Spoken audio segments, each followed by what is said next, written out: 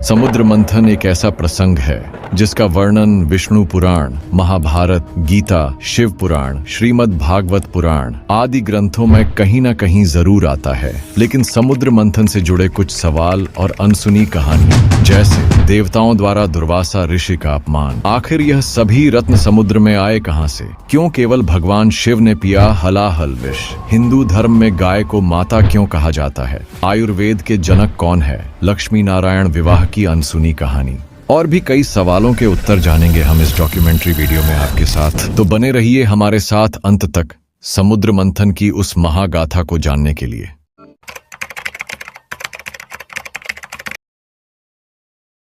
स्वागत है आपका स्वास्थ्य डॉक्यूमेंट्री के नए एपिसोड में।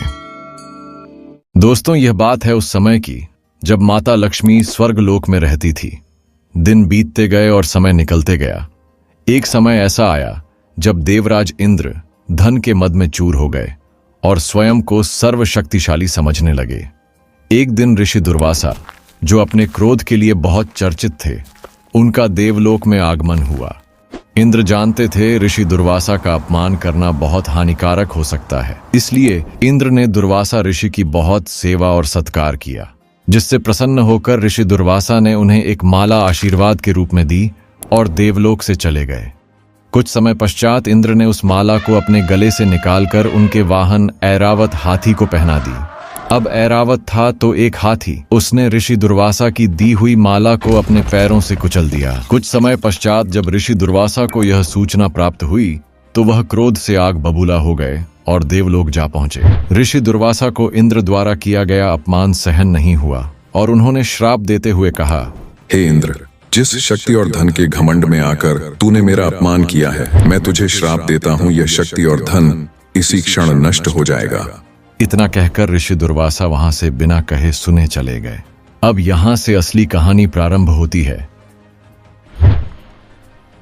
जब ऋषि दुर्वासा के श्राप की सूचना असुरों के राजा बलि को प्राप्त हुई तो बलि ने तुरंत सेना सहित देवलोक पर आक्रमण कर दिया और देवताओं को पराजित करके उनके पास से अमृत कलश लेकर चला गया।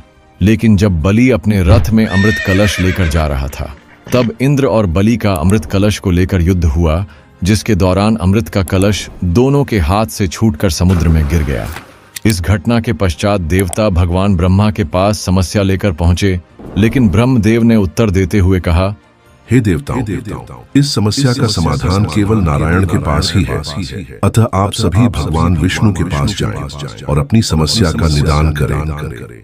इसके बाद सभी देवतागण क्षीर सागर में विराजमान भगवान विष्णु के पास समस्या लेकर गए और गलती की क्षमा मांगते हुए अपनी शक्तियां वापस प्राप्त करने का उपाय पूछा, जिस पर भगवान विष्णु ने देवताओं की शक्ति वापस प्राप्त करने का एक रास्ता बताया, समुद्र मंथन, जिसके लिए देवताओं के साथ साथ असुरों का भी योगदान महत्वपूर्ण होगा। लेकिन असुरों को मनाना इतना भी आसान नहीं था।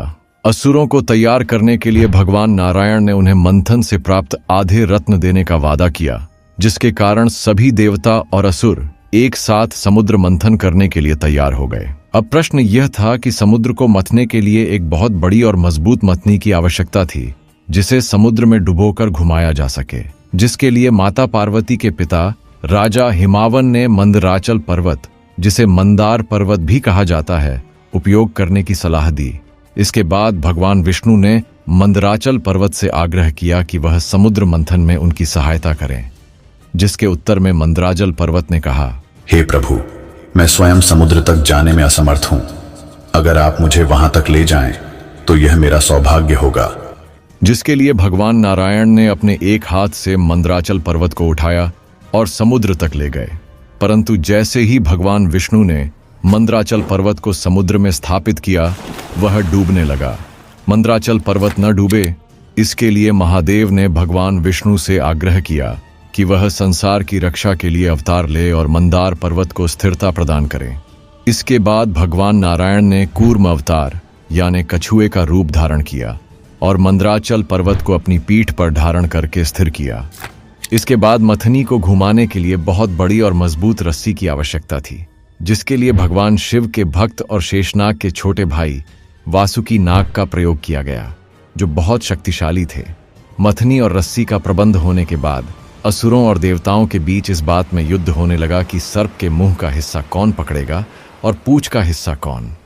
परंतु भगवान के हस्तक्षेप के बाद असुरों ने सर्प का मुंह और देवताओं ने वासुकी नाग की पूंछ पकड़ी और भगवान का नाम लेकर समुद्र मंथन का कार्य आरंभ हुआ। लेकिन जहां अच्छाई होती है वहां बुराई भी होती है, इसलिए मंथन करते वक्त समुद्र में से कई रत्न, दिव्य वस्तुएं और अमृत भी निकला, जिसके बारे में हम आगे बात करेंगे। लेकिन उससे पहले समुद्र में से निकला हलाहल विष, जिसे कालकूट विष भी कहते हैं। यह विष इतना खतरनाक था कि यदि समय रहते इससे सृष्टि की रक्षा नहीं की जाती तो समस्त सृष्टि नष्ट भी हो सकती थी। विष के निकलते ही सारे असुर और देवता विचलित होने लगे और महादेव से प्रार्थना करी कि हे महादेव, अब आप ही हमें इस विष से मुक्ति दिला सकते हैं, नहीं तो यह समस्त सृष्टि का विनाश हो जाएगा। इसके बाद महादेव ने हलाहल विष को ग्रहण कर समस्त असुरों और देवताओं की रक्षा करी।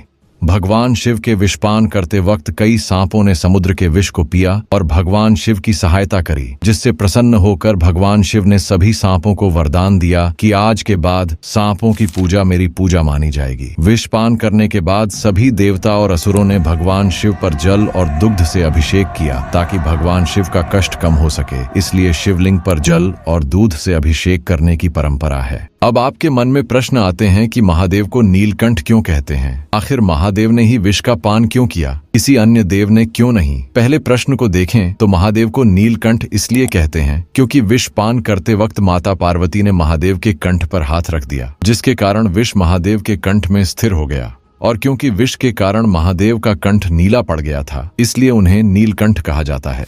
अब दूसरे प्रश्न को देखें तो इसके पीछे कई कारण है। पहला तो ऐसा बिल्कुल नहीं था कि भगवान नारायण विषपान नहीं कर सकते थे, क्योंकि द्वापर युग में पूतना को मारते वक्त भगवान श्री कृष्ण ने इसी कालकूट विष का सेवन किया था।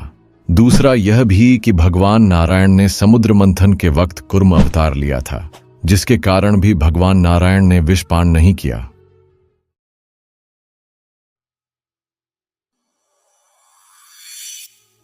हलाहल विष के समाप्त होने के बाद समुद्र मंथन से कई दिव्य वस्तुएं निकली। सर्वप्रथम समुद्र मंथन में से निकली माता कामधेनु, जिन्हें गायों की जननी माना जाता है, जिनमें सभी देवी देवताओं का वास है और जिनके दर्शन से सभी पाप नष्ट हो जाते हैं। इसीलिए हिंदू धर्म में गाय को माता का दर्जा दिया जाता है, क्योंकि गाय भी माता की तरह सभी का पालन और पोषण करती है। माता कामधेनु के बाद निकला उच्चैःश्रवा अश्व, जिसे घोड़ों का राजा माना जाता है। अश्व के बाद मंथन से निकला श्वेत वर्ण का ऐरावत हाथी। ऐरावत हाथी ऋषि दुर्वासा के श्राप के कारण समुद्र में चला गया था। ऐरावत हाथी के बाद निकली कौस्तुभ मणि, कल्प वृक्ष, जो सभी इच्छाओं को पूर्ण कर सकता था।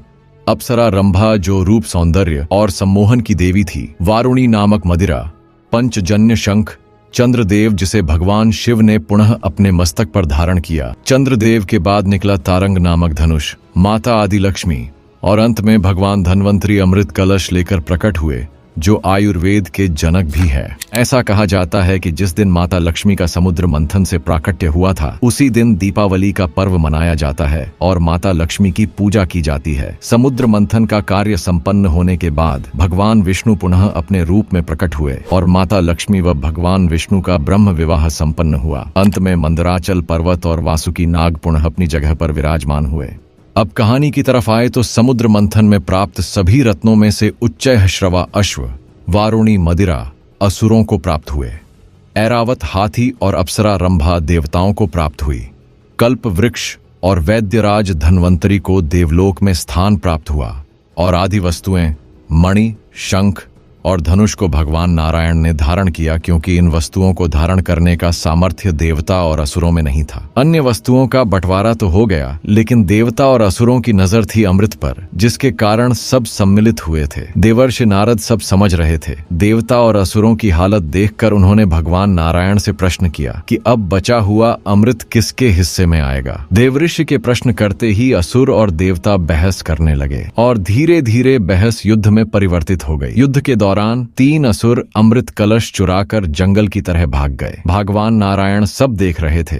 उन्होंने संसार के हित के लिए एक और अवतार धारण किया, जिसका नाम है मोहिनी अवतार, और वह उन 3 असुरों के पास जाकर बोले कि मैं तुम तीनों में बराबर अमृत को बांट दूंगी, पर अगर तुम्हारे साथ साथ बाकी असुरों को भी अमृत का लाभ प्राप्त हो तो असुरों को कोई भी हरा नहीं पाएगा। इतना कहने से वह 3 असुर मान गए और देवी मोहिनी अमृत कलश लेकर देवता और असुरों के पास चली गई और कहा कि मैं अमृत को देवताओं और असुरों में बराबर बांट दूंगी, जिससे कोई के साथ अन्याय नहीं होगा। देवी मोहिनी की सुंदरता में सभी मुक्त हो गए थे और उन्होंने तुरंत इस प्रस्ताव को मान लिया। मोहिनी अवतार के कहने पर सभी देवता और असुर एक पंक्ति में बैठ गए और अमृत बांटने का कार्य प्रारंभ हुआ। सबसे प्रथम अमृत देवताओं में बटा, किंतु अमृत बांटने के दौरान राहु नामक असुर ने देवता का रूप धारण कर अमृत पी लिया और वह अमर हो गया। जब यह बात भगवान नारायण को पता चली तो उन्होंने अपने असली अवतार में आकर राहु का सर काट दिया, लेकिन वह अमृत पी चुका था, इसलिए उसका सर और धड़ अलग होने के बाद भी वह जीवित था और उसका नाम पड़ा राहु और केतु। राजा बलि ने भगवान नारायण से असुरों की तरफ से क्षमा मांगी और सजा के रूप में सारा अमृत देवताओं को देने के लिए कह दिया। अंत में सारा अमृत देवताओं को प्राप्त हो गया, किंतु इस निर्णय से असुरों के गुरु शुक्राचार्य संतुष्ट नहीं थे और वह महादेव के पास न्याय मांगने गए। महादेव ने असुरों के लिए गुरु बृहस्पति को संजीवनी विद्या का वरदान दिया। इस विद्या से किसी भी व्यक्ति को पुनः जीवित किया जा सकता था और इस प्रकार महादेव ने देवता और असुर दोनों के साथ न्याय किया और समुद्र मंथन की उस महागाथा का अंत हुआ।